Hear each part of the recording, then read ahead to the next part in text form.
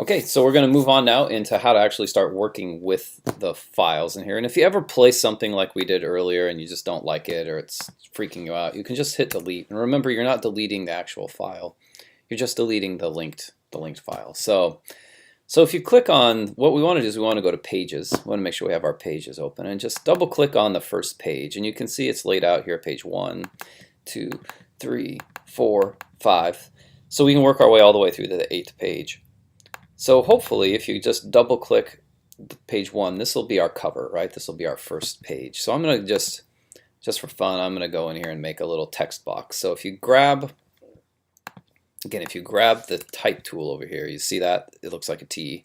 Looks like the type tool in a lot of programs. You just click on that and grab it, and then click and drag. It'll create like a text box for you that you can fill.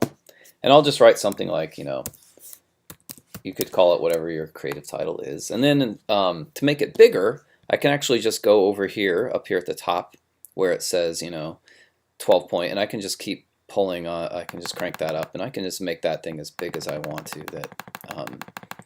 So it keeps going. And if you get too big, you'll see it won't fit into your text box that you made. So you just want to back it off until it fills it. We have all these options like you would in Word to center and do all those kinds of things. And you can change the typeface. So if you want to make it some other type, you can do that. That is not a real typeface apparently. Let's see, you could do like Arial or something like that.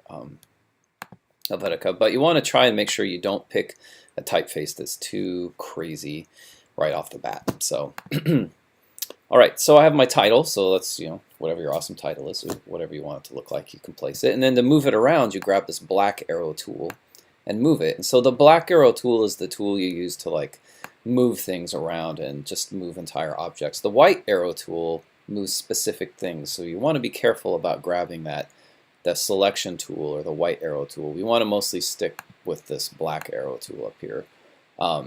That's the one that's a little bit safer for us to use. So once I get to my title on there, I'll just put my first image, whatever I want my cover to be, which hopefully by now you've already completed the art for it. So to do that, we're going to want to place a file in there.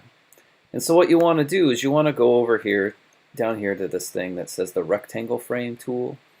And there's two of them. One of them has a little X through it, and the other one will just be plain. And we want to grab that tool. And I want my first image on the cover to take the whole cover up, right? So I'm going to make this box as big as the front page. And you can see it gave me this little like X thing in here.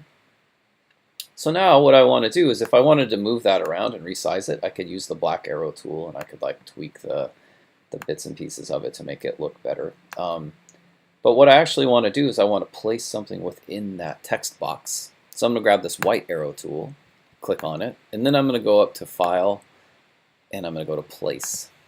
And this is where you go into your images and you find whatever image it is that you want to place in there. So let's see, I'll try and find ones. That's cool. Like, okay, let's do that one. So if I double click that and I place it, you can see it's placed it in there. And if I scroll out a little bit, you'll see that it's a lot too big. So this brownish colored box here is actually how big the image is. So and I want to make sure I'm using the white tool, and I can just click and drag that and resize it. If I don't want it to get all warped, so you can see how it kind of warped there, I can just hold down the Shift key, and I can just resize it, and I can put that in there in a way that makes it look cool the way I want it to, right? So you can resize things if you want to. You can make it fit exactly. Hopefully a lot of your drawings are going to fit exactly. But if you want, you can crop it a little bit like this.